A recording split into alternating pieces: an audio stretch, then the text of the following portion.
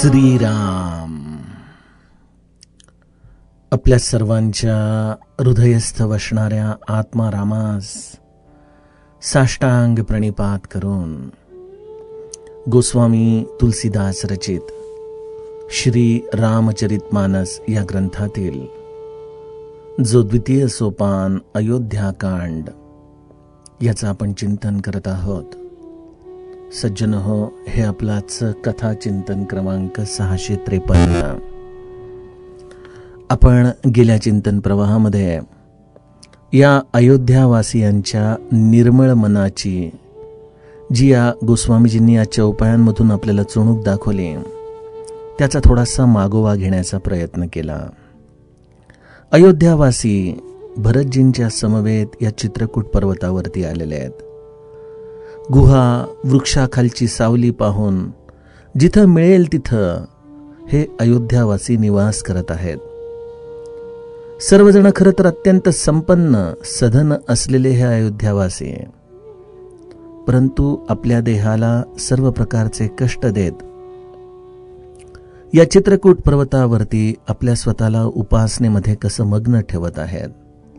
नित्य प्रातःकाळी उठावं, स्नान करून झाल्यानंतर गणेश, उमा, महादेव आणि त्याचबरोबर सूर्य यांची पूजा करून प्रभू रामचंद्रांच्या चरणी नतमस्तक व्हावं.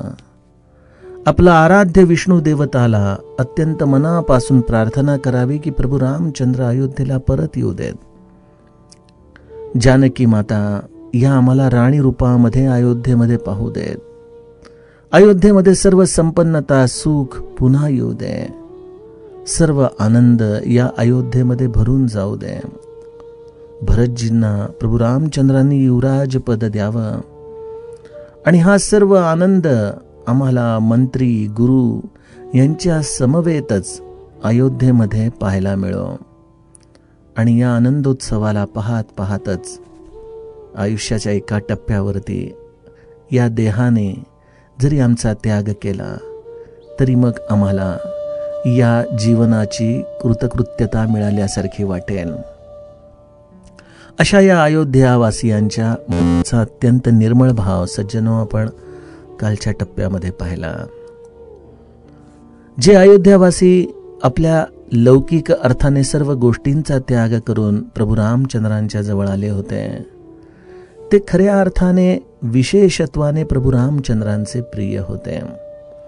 श्री महाराज देखील रामपाठामध्ये आपल्याला अयोध्यावासी जनांची जी ही एक विशेषता आहे ती सांगतातच ना. अशा या अयोध्यावासियांच्या विषयी आता प्रत्यक्ष प्रभू रामचंद्रांना काय वाटतं याचं गायन गोस्वामीजी आम्हाला आजच्या चौपायांमधून सांगू लागतात. सुनी स्नेहमय पुर जनबानी निंदहि जोग बिरती मुनिज्ञानी एहि विधि नित्य करम करि पुर जन राम ही करहि प्रणाम पुलकितन ऊंच नीच मध्यम नर नारी लहि दरसु निज निज अनुहारी सावधान सबही सन्मानहि सकल सराहत कृपा निधानहि लरिका यही तेर गुबर बानी पालत नीति प्रीति पहचानी सील सकोच सिंधु रघुराऊ सुमुख सुलोचन सरल सुभाऊ कहत राम गुण गण अनुरागे सब निज भाग सराहन लागे हम सम पुण्य पुंज जग थोरे जिनहि राम जानत करि मोरे। प्रेम मगन तेहि समय सब सुनियावत मिथिलेसु, सहित सभा संभ्रम उठेउ, रविकुल कमल दिनेसु सियावर रामचंद्र प्रिय हो।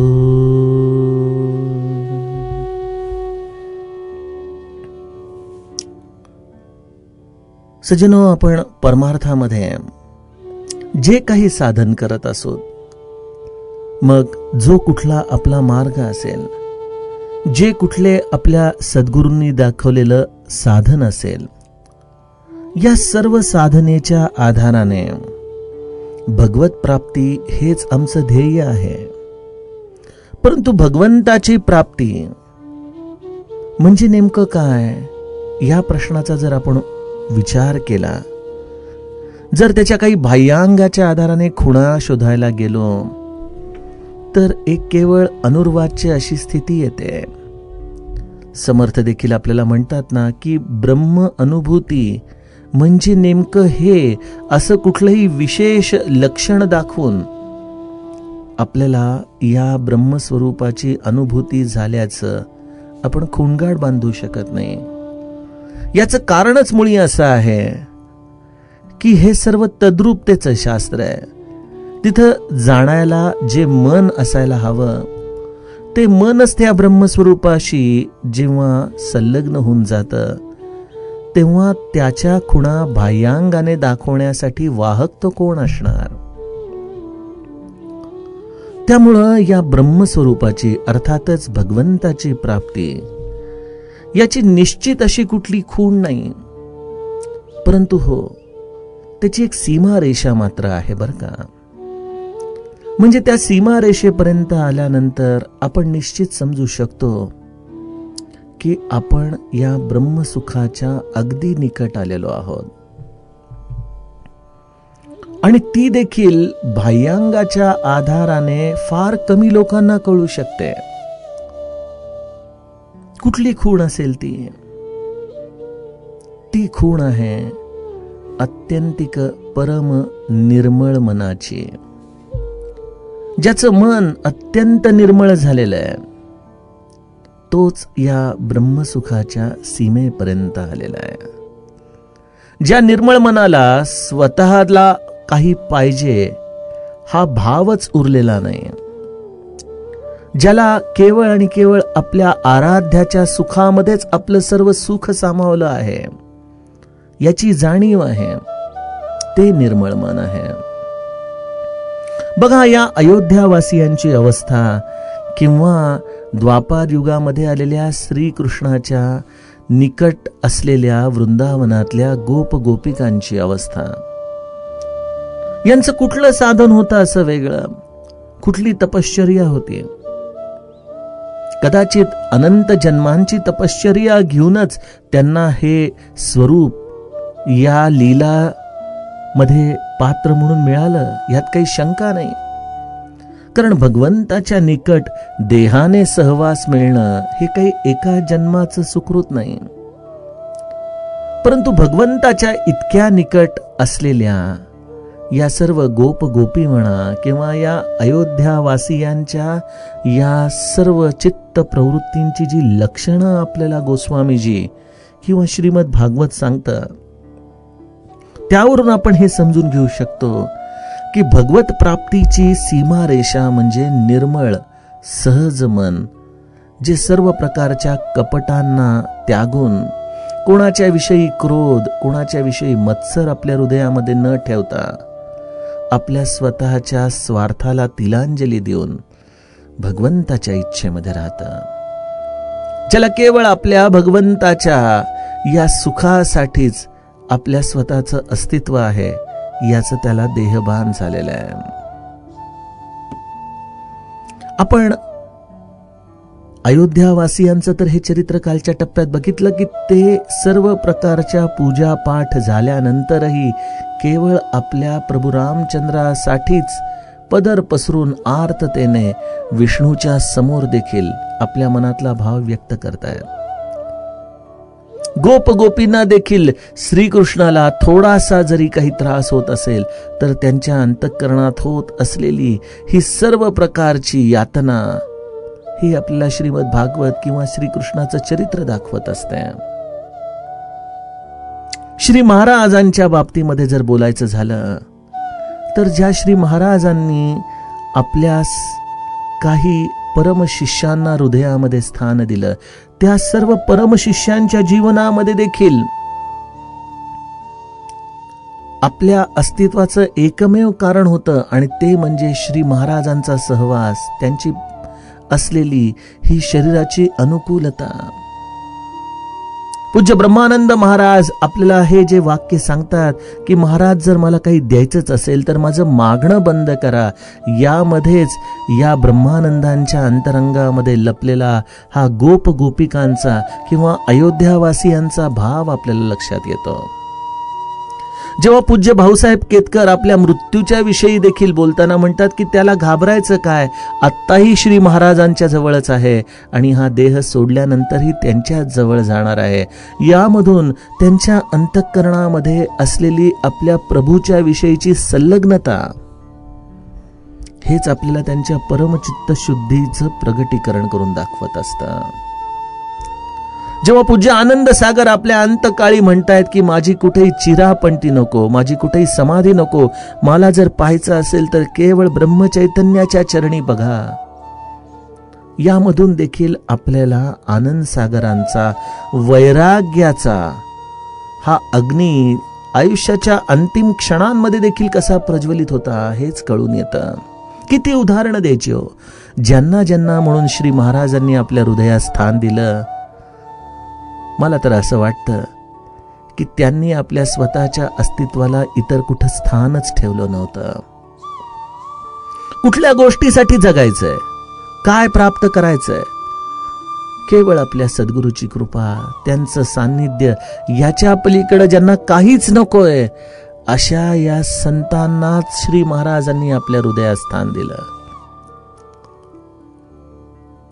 आणि सज्जनो, आम्हाला हे लक्षात यायला पाहिजे की आमचं साधन जे आम्ही या संख्येच्या आधाराने करतो त्याचं मूल्यांकन आम्ही आमच्या हृदयामध्ये स्वतःच उतरून केलं पाहिजे. माझा या षड्रिपूंच्या बरोबर चालत असलेला संघर्ष मी किती प्रमाणामध्ये कमी करू शकलेलो आहे. एखाद्याचा होत असलेला उत्कर्ष पाहून आजही माझ्या मनामध्ये मत्सर जागा होतो का? आपल्या मनाविरुद्ध न घडताच आजही माझं अंतःकरण क्रोधाने पेटून उठतं का? मनामध्ये इच्छा येताच माझ्या मनामध्ये वेगवेगळ्या प्रकारचे विकार उत्पन्न होतात का?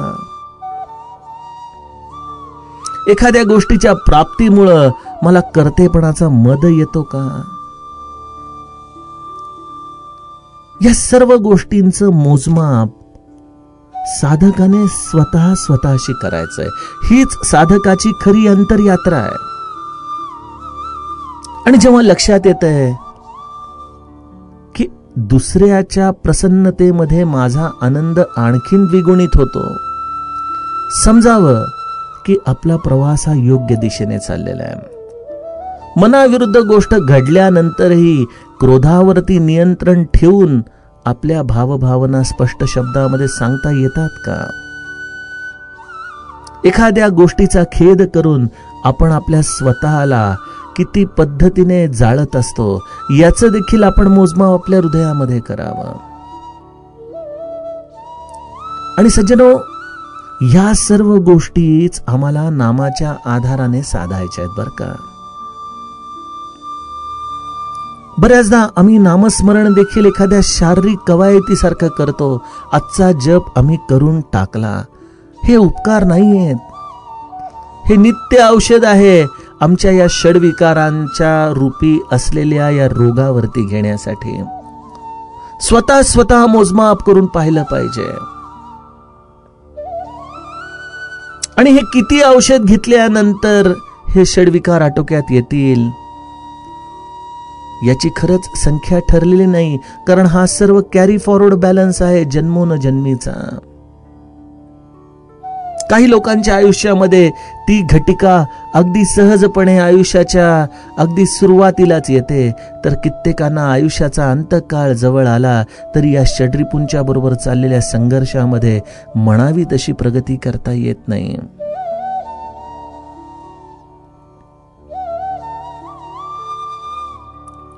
आणि अयोध्यावासियांची हीच अवस्था जेव्हा तिथं चित्रकूटामध्ये आपल्या सर्वस्वाचा त्याग करून जे ऋषी मुनी जप करतायत, तप करतायत, वेगवेगळ्या प्रकारचे योग करतायत, या सगळ्यांनी जेव्हा या अयोध्यावासियांच्या चित्तशुद्धीची अवस्था पाहिली आणि त्यांच्या लक्षात आलं की आपल्या समोर हे सामान्य अयोध्यावासी नगरजन नसून प्रत्यक्ष परमार्थाचे अधिकारी आपल्या समोर उभे आहेत, जे आम्हाला या सर्व करत असलेल्या साधनेचं अंतिम उद्दिष्ट जे एका साधकाने आपल्या स्वतःच्या अंतरंगात अभ्यासायचंय, जणू काही त्याचाच परिपाठ दाखवत आहेत. आणि मग या सर्व साधू संतांच्या लक्षात येतं की खऱ्या अर्थाने अजूनही आपल्याला म्हणावा तसा परमार्थ खरंच साधलाच गेला नाही. सुनिसनेहमय पुरजन बानी, निंद ही जोग बिरती मुनी ज्ञानी. सज्जनो, परमार्थ करण्यासाठी अमुक एक परिस्थितीच आम्हाला या चित्तशुद्धीची प्रक्रिया घडवून आणेल, याचा काही नेम नाहीये बरं का. आपण बघतो ना, आजच्या काळामध्येही एखादा धनाढ्य मनुष्य हा कदाचित अत्यंत कृपण होऊन कुठल्याही प्रकारची मदत या होत असलेल्या महामारीच्या संकटामध्ये करणार नाही. कदाचित तो आणखीन संकुचित होईल, आपल्या पैशांना आणखीन घट्ट हृदयाशी लावून बसेल. आणि आजच आपल्या आदरणीय पंतप्रधानांनी सांगितलं की दक्षिणेमध्ये कुठला तरी कटिंग करणारा मनुष्याने आपल्या 5 लाखाची जी एफडी त्याने ही अत्यंत कष्टाने मिळवलेल्या पैशातून केली होती, त्या 5 लाख रुपयातून त्याने आत्ताच्या काळामध्ये गरजूंना अन्नधान्य वाटप केलं. जगामध्ये कुठली एखादी परिस्थिती असेल की मनुष्य त्या दृष्टीने आपली चित्तशुद्धता मोजू शकेल, याला कुठलाही निकष नाही. श्री महाराजांच्या देखील चरित्रामध्ये आपण खरा पंत कोण हे उदाहरण बघितलेलंच आहे की महाराज म्हणतात की सर्व देण्याची गरज नाही, परंतु तो स्व जो देतो तोच खरा पंत आहे. आणि परमार्थामध्ये आम्ही बघतो की अनेकदा आम्ही साधनेचाच अहंकार इतका करून बसतो की त्या सर्वस्वामधला स्वच आमच्याकडून चुकून हा अधिक घट्ट होत जातो हृदयामध्ये. आम्ही सर्व दाखवण्याची, सर्व देण्याची खरं तर तयारी करतो, परंतु स्व मात्र झाकून ठेवतो आणि भगवंताला या सर्वाची खरंच काही गरज नाहीये. तो केवळ त्या आपल्या स्वची वाट पाहत असतो.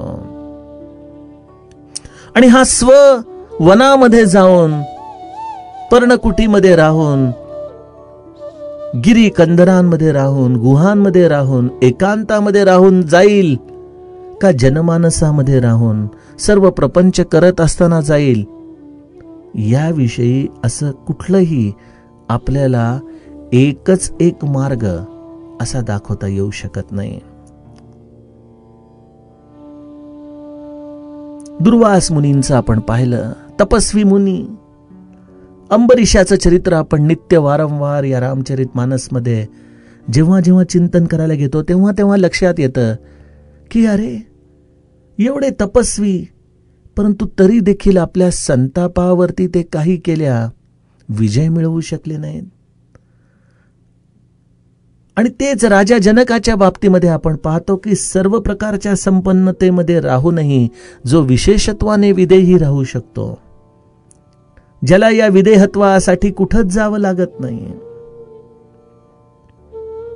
न लागती सायास जावे वनांतरा, सुखे येतो घरा नारायण, ठाईच बैसोनी करा एक चित्त, आपल्या अंतरंगामध्ये आपल्या नारायणाला आळवत राहणं हेच एकमेव साधन आहे, यात काही शंका नाही. परंतु ही चित्तशुद्धी प्राप्त करण्यासाठी आम्हाला अशी अमुक स्थिती असेल तरच आम्ही ती स्थिती सिद्ध करूत, प्राप्त करूत, हा आपल्या मनातला सर्वप्रथम आपण गैरसमज काढून टाकला पाहिजे. नामाने जसं मन सूक्ष्म होत जातं सज्जनो, तशी तशी आमची वृत्ती ही व्यापक होत जायला पाहिजे. आणि वृत्तीचं व्यापकपण हेच आपल्या जीवनातल्या चित्तशुद्धीला आपल्याला प्राप्त करून देऊ शकतं.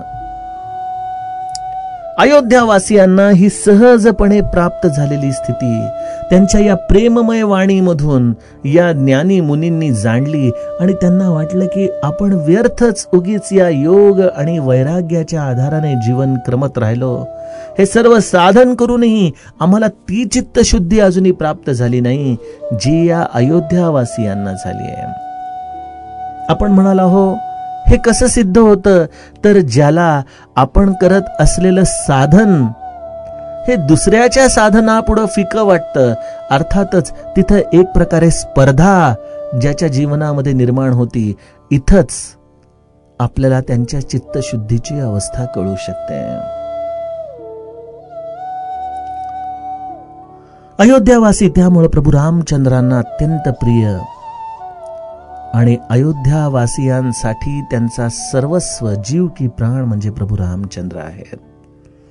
असं हे दोघांचं एकमेकांविषयी असलेलं परस्पर प्रेम.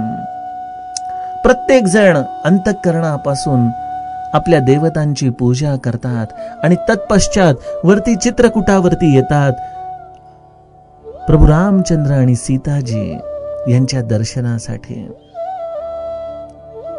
प्रभू रामचंद्र आपल्याकडे येणाऱ्या प्रत्येक व्यक्तीला काही क्षण का होईना भेटत आहेत.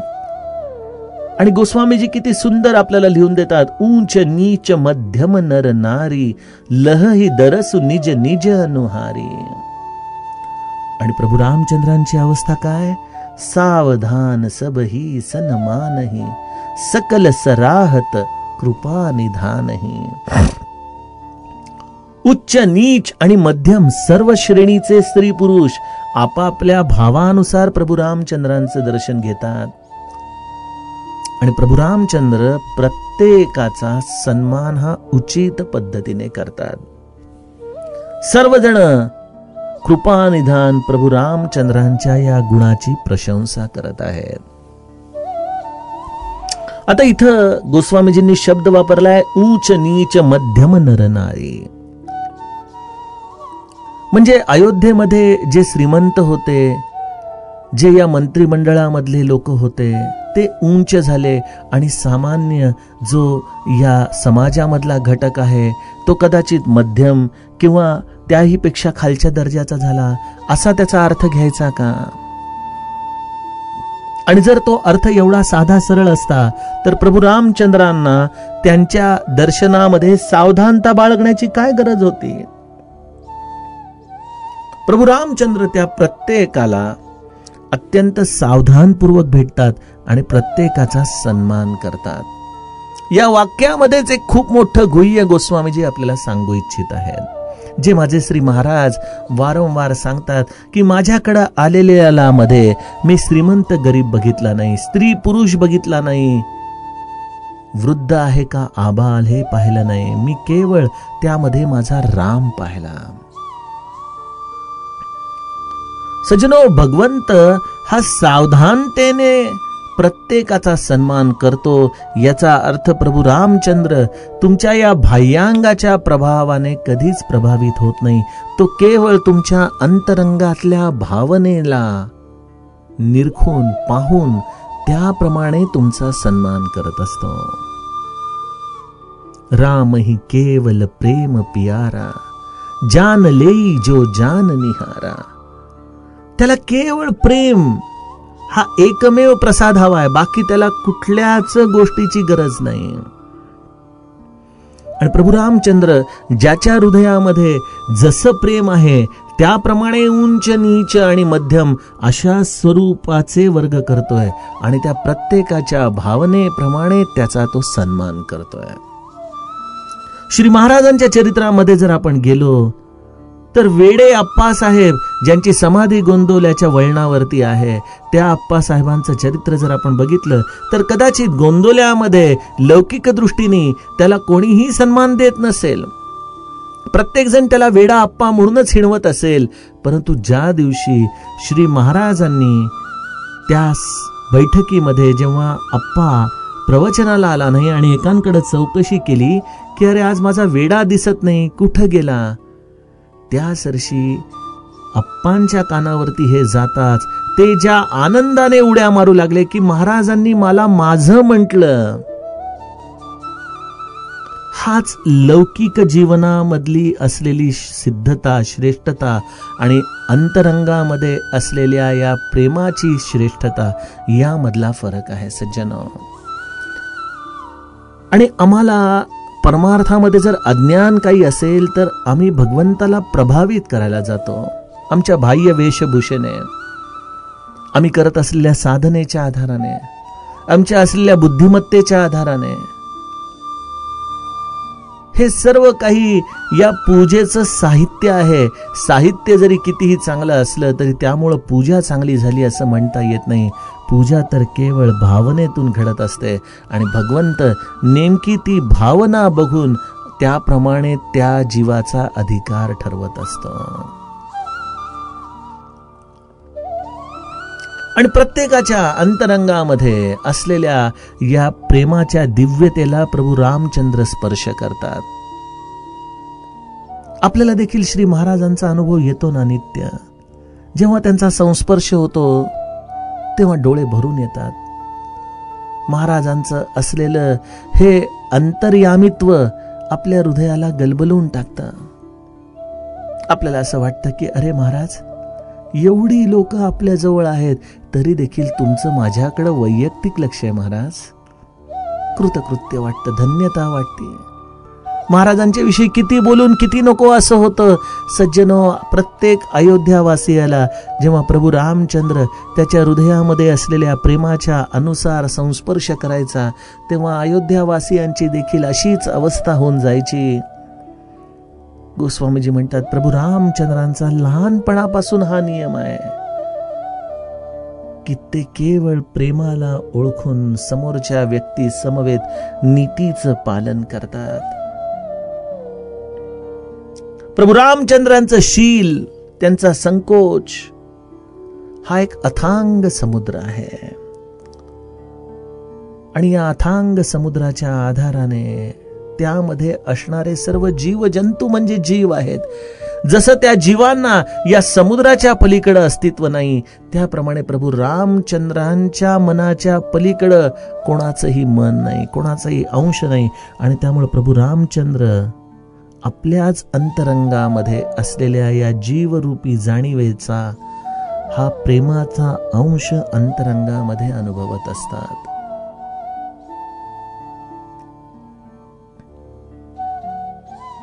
त्यामुळे सज्जनो, जर तुम्हाला भगवंताच्या या प्रेमळ संस्पर्शाची खरंच मनापासून गरज वाटत असेल तर स्वतःच्या या चित्तशुद्धीच्या गुणवत्तेवरती काम करा. बघा, मनामधलं कपट सोडून द्या.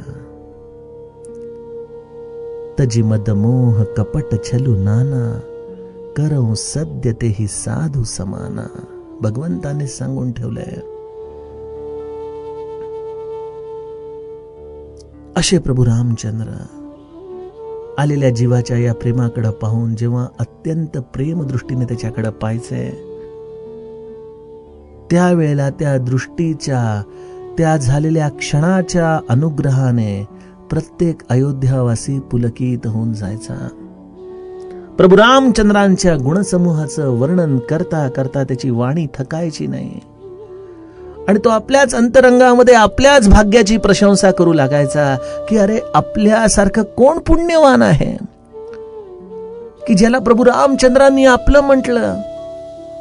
किती प्रेमाने पाहिलं आपल्याकडं. काय दिव्यत्व होतं, काय ते सौंदर्य होतं, काय ती करुणा होती, काय ती परम शांती होती.